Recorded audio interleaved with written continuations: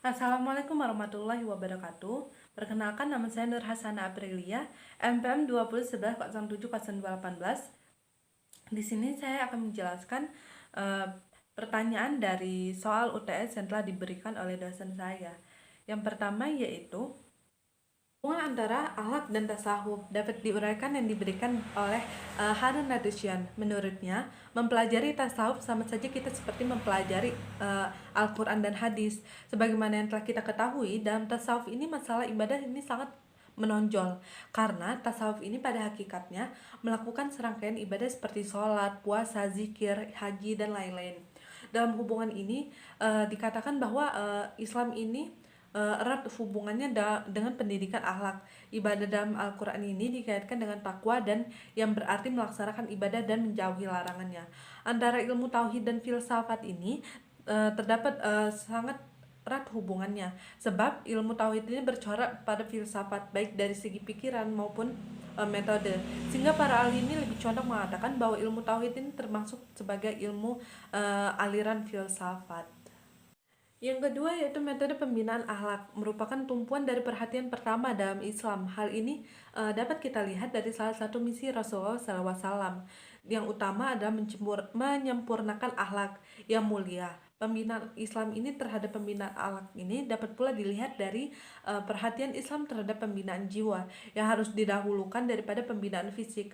Karena jiwa ini yang baik ini akan lahir pula perbuatan-perbuatan yang baik pula, di mana faktor-faktor yang memengaruhi pembentukan akhlak ini pada khususnya dan pendidikan pada umumnya.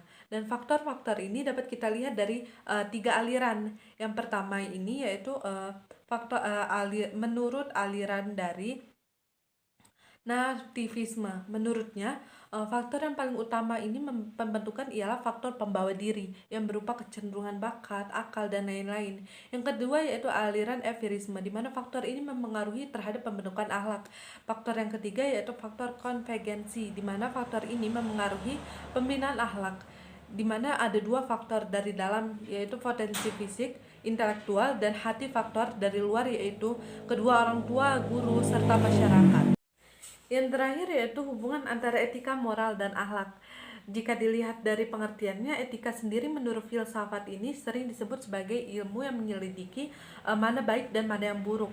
Sedangkan moral sendiri yaitu penentuan baik dan buruknya perlakuan seseorang, di mana istilah moral ini sering digunakan untuk menentukan batas-batas suatu perbuatan, kelakuan, dan lain-lain. Sedangkan menurut akhlak sendiri ialah hal yang terpenting dari kehidupan manusia, karena akhlak sendiri mencakup segala pengertian dari tingkah laku dan karakter manusia. Dalam hubungan ini erat kaitannya dari tiga akhlak, moral, dan etika, di mana dalam manusia ini pembentukan akhlakul karimah seseorang manusia ini dikatakan baik apabila manusia ini baik dipekertinya.